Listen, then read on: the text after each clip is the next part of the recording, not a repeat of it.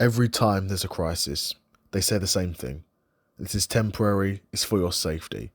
9/11, the 2008 financial crash, the COVID lockdowns, each time the rules tighten, freedoms shrink, and life never quite goes back.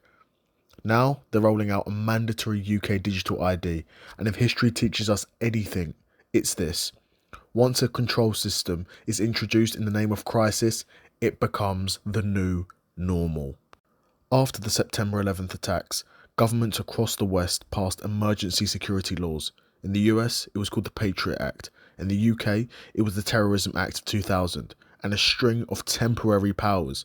Mass surveillance, bulk data collection, detention powers, all sold as urgent temporary measures.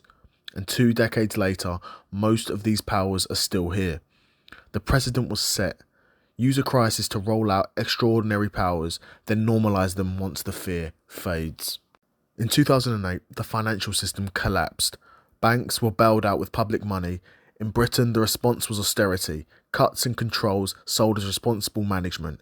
Again, extraordinary measures. Again, ordinary people paid the price. And again, the new normal stuck. Higher taxes, squeezed public services, and a public conditioned to accept belt tightening while wealth flowed upwards.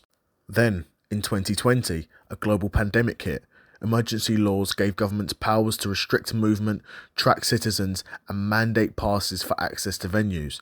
Whatever your view on vaccines or lockdowns is, the point is this. The infrastructure for checkpoints, mass alerts, and ID-based access was built, tested, and accepted. Even after restrictions lifted, the idea of needing a digital credential to do things stopped being unthinkable. And now, the UK government is preparing a mandatory digital ID. Officials pitch it as anti-fraud and convenient access to services. But look at the pattern. Crisis, then emergency measures, then permanent infrastructure, and then normalised control. Digital ID is the logical next step, a permanent, centralised checkpoint for your identity, access, and activity. And at each stage, the public resists it at first, then life adapts, then everyone forgets there was ever a time before. Airports once had minimal security. Now taking off your shoes and surrendering liquids is just how it is. Mass surveillance used to be a conspiracy theory, now it's a fact of everyday life. Vaccine passes were temporary. Now the technical infrastructure sits ready for reuse. The digital ID will follow the same arc. Today optional, tomorrow necessary, next year mandatory to live and work. Now the UK already has a nationwide camera grid, ANPR and ULEZ, and governments push alerts to every phone, age verification powers under the Online Safety Act, add a mandatory digital ID, and you create a turnkey permission society. ID to work, ID to bank, ID to rent, ID to log onto websites. The infrastructure to control movement, speech, and finance will be built, and each crisis will justify tightening it just a little bit more. And whether each crisis is manufactured or simply exploited almost doesn't even matter. The effect is the same. Fear creates compliance, and politicians frame every new power as temporary and necessary. Then the crisis fades, but the power remains. The public, exhausted and distracted, adapts.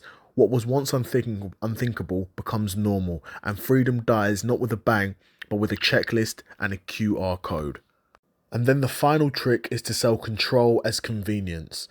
Digital ID will be marketed as one login for everything, faster access to services, and safer for your data.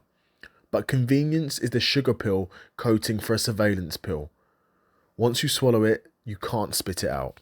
And freedom used to mean you could act without first providing your identity to a central database. A digital ID society flips that. You must prove you're allowed before you act. This is not freedom, it's conditional access. Combine digital ID with cameras, alerts, age gates and payment data, and you can get a system where a future government can switch off your participation in society with a keystroke. The question isn't whether you trust this government, it's whether you trust every future government, every contractor, every database admin with a master key to your life. Britain has been here before. We scrapped ID cards in the past because we understood the danger.